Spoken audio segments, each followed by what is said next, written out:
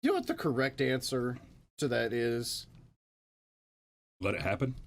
Yeah, we'll get there.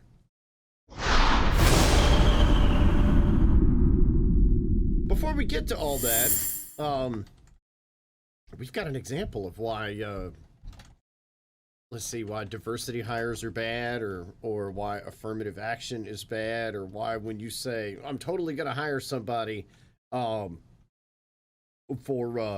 because they're a black lesbian, maybe you should hire people because they're good at jobs. They're good at jobs. Yeah, believe it or not, I've met a black lesbian or two that are good at the job. The black lesbian thing was completely irrelevant to the, I don't know, the anything. The job. Yeah, the anything. Like, who cares? It's not us that are obsessed with sex and race. They say that it's us that are obsessed with sex and race, but it is in fact not us. So let's just go ahead and run the clip and show you why it is that being black and lesbian is not sufficient cause for somebody to get a job. Screen. An official who is associated with Chinese state media is suggesting that if Speaker Pelosi tries to go to Taiwan, her plane could be shot down. Does the president have a response to that? I've been asked about, I know you're asking specifically about the rhetoric that we're hearing from China. Okay. God damn it, Ducey, why do you got to ask me a question that's hard? I don't even have to get any further than that. You've seen enough right there. We were saying, she was hired based on not even immutable characteristics, because there's a good argument to be made that the orientation is by choice and therefore not immutable. But she was hired on die characteristics. Die. The cult of die. Diversity, inclusion, and equity. Die. Oh. So the cult of death, the cult of infanticide, the cult of segregation, the cult of die. They picked this woman based on these absurd characteristics that are absolutely irrelevant to the job. And what they got is a person whose title is speaker, right? Press secretary. Her job is to speak to people, to communicate, right? They hired this woman for a job in communications. And this is what you get. I've been asked about, I know you're asking specifically about the rhetoric that we're hearing from China, but as it relates to the speaker's travels, it's something that we're just not going to speak to right now. That's a hypothetical. We're just not going to speak on her schedule.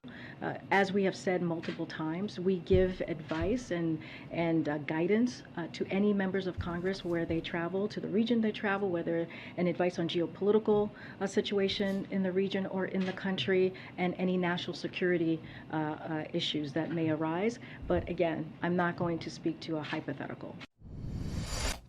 Okay, so much wrong with that, and not least of which is, sweetheart,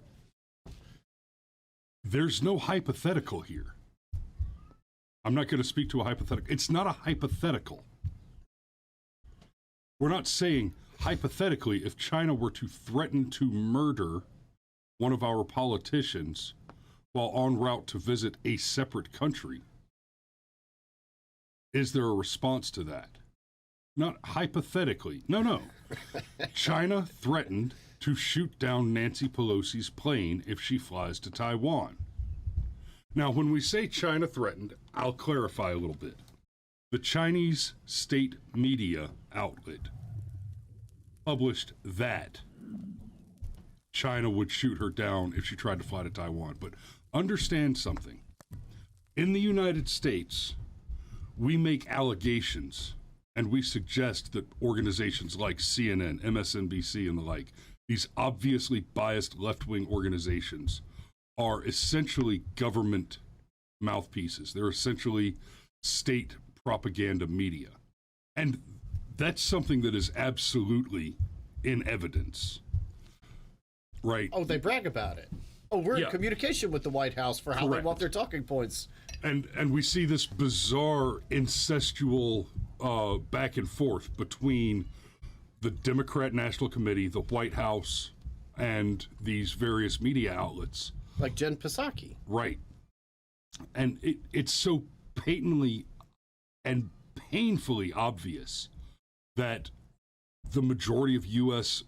public media is controlled by the left-wing murder cult. But it's covert. Right? As much as they come out and say it, it's not the official policy of the government.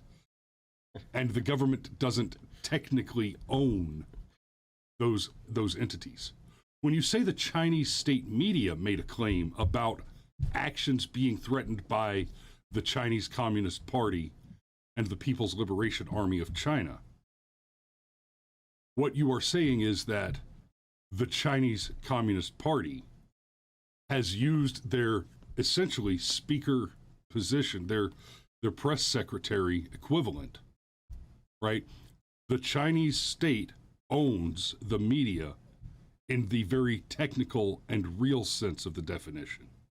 It's not the, oh, look, there's obviously some hanky-panky going on between the media and the government. No. The media in China is a government entity. So if the media makes a statement, that is the same as their government making a statement. And there's not an argument to be waged against that. So you will hear some quibbling over that detail in some of the arguments that come forward. But the fact of the matter is that if the Chinese state media says China will do X, that's because China told them to say it. Right. So It's like saying if I tell you I'm going to punch you in the face and then I punch you in the face, that well, you couldn't be sure because it was my mouth that said it and not the fist. so a couple of things before we move along. You know what the correct answer to that is? Let it happen. Yeah, we'll get there. If I had been asked that question, if I were the press secretary, I would have smiled and I would have said, I'm sure that was a mistake. There's no way that China is not intelligent enough to understand that that would be a terrible error for them to make. That's what I would have said. That would be Give them an politically effective. Give them an out, but draw the line in the sand. Like, no, we're not going to play fuck games with you, Chi-Coms. We're not going to do it. It's probably more likely that China ordered Pelosi to go to Taiwan because it's time for her to retire. Or they wanted to have this. Or they wanted to have this soundbite to where they could make us look bad. Yeah, no doubt. I mean, this is, to a certain extent, this is not terribly different than what happened with Brittany Griner. Like, yes, Griner's guilty. It was stupid of her to try and bring pot through a Russian airport. But the real reason they're going after her is to slap the administration in the face. And it's the same thing here. Like, look, for better or worse, Pelosi's third in line. If something were to happen to Joe and Kamala, it would be President Pelosi. So they not only threatened one of our politicians, they threatened a pretty high-ranking politician. Yep. Like, it's an insult. It is a deliberate insult. And I just want to acknowledge real quick that Fish and Golf and Guns joined us. So good morning. And yeah, absolutely. Making a threat against Pelosi, as much as I just will not spill a single tear or drop of beer if Pelosi were to be crashed down into the sea. The fact is, what you're talking about here is a declaration of war. Oh yeah. Right? Now that's what that would be. Absolutely. Yeah, and the correct maneuver here, they're not going to do it. The Chinese are not going to shoot down Nancy Pelosi. Because that would absolutely be an outright declaration of war, and I don't think they're ready for it. I know they're getting there. I know that they're not ready to engage in actual open war with the United States on a military and technology level. They just aren't. But they're getting there. And this is them sticking their toe in the water. And so, I would like to see Pelosi just straight say, you know what? I dare you, and fly to Taiwan. I dare you. I should fly to Taiwan. I should drink my communion wine on the plane. Because bird baths.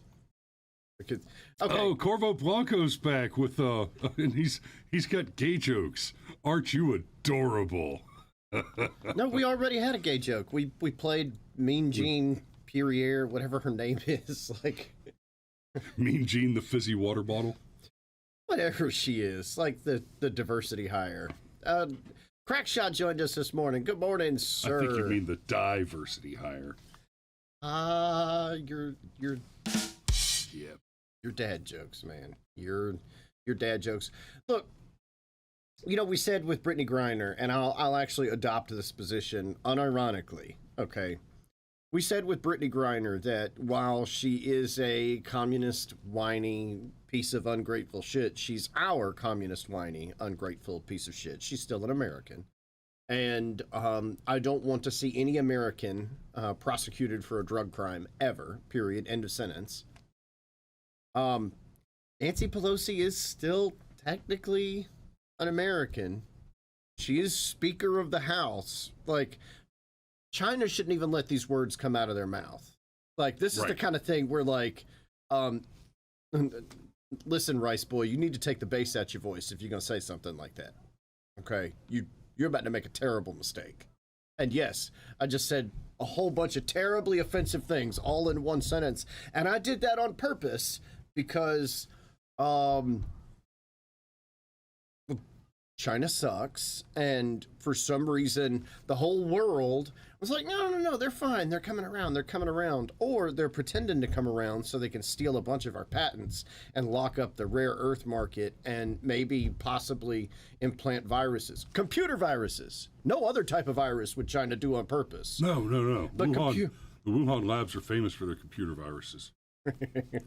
And mafia affiliations. But computer viruses on all of your technologies so they could spy on you. And I'm sure that whole TikTok thing is, don't even worry about it. It's fine. It's fine. But for all the people that say, haha, Nancy Pelosi gets shot down by China, time to crack open a bottle of scotch, I'm actually going to say be careful taking that position.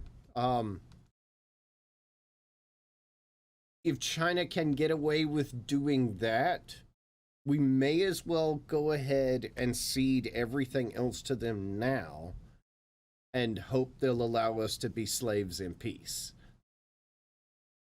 Right. Because what it means to cede ground on China generally is to abolish the U.S. Constitution. And be okay with slavery. I don't know if paying somebody $1 a day to build your iPhone is slavery. It's probably closer to indentured servitude, but we're quibbling over details there. So, is that enough? Can we talk